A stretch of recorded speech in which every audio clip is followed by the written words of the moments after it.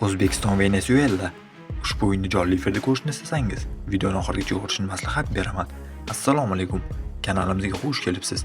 Yaqin daqiqalar ichida siz bilan Ekstra Sport kanali. Videolarimizga like bosib, bizni qo'llab-quvvatlayotgan barchaga rahmat. Aynan sizni qo'llab-quvvatlashlaringiz tufayli biz ishlashda davom etamiz. Demak, bugungi dasturimizni boshladim. Omadingni sinab ko'rishga tayyormisan? Unda Luki Pari bilan boshlagan. Ro'yxatdan o'tish juda oson. Bir necha soniyada hisobni och. Maxsus imkoniyatni qo'ldan boy berma. Promokod LP7 ni kiriting va 100% bonus va $500 sovg'aga ega bo'ling. Eng yuqori koeffitsiyentlar, tezkor to'lovlar, cheksiz imkoniyatlar, barchasi bir joyda.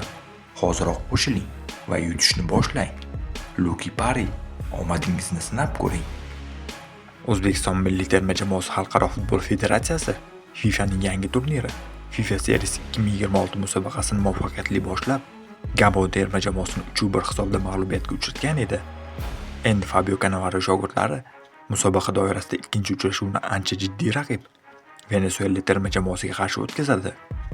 Venesuelaliklar Toshkentdagi xalqaro turnirning birinchi uchrashuvida Trinidad va Tobago terma jamoasi ustidan 4-1 hisobda zafar quchdi. O'zbekiston milliy terma jamoasi umumiy ro'yxatda 50-pog'onadan joy oldi. Venesuela terma jamoasi 49-qatorga joylandi. 36 yoshli Salomon Rondon jamoaning yetakchi hujumchisi hisoblanadi. Bundan avval O'zbekiston milliy terma jamoasi 2023-yilda Venesuela bilan uchrashgan va o'sha o'yinda 1-1 hisobda durang bilan yakunlangan. O'zbekiston va Venesuela milliy terma jamoalari o'rtasidagi uchrashuv 30-mart kuni Toshkent vaqti bilan soat 19:00 da boshlanadi. Xo'sh, ushbu o'yinni jonli efirda ko'rishni istaysizmi? Unda ushbu kanalimizga obuna bo'lib, video tagidagi Telegram kanalimizga ham obuna bo'lib qo'yishni unutmang. Aynan ushbu Telegram kanalimizga jonli efir havolasini tashlaymiz.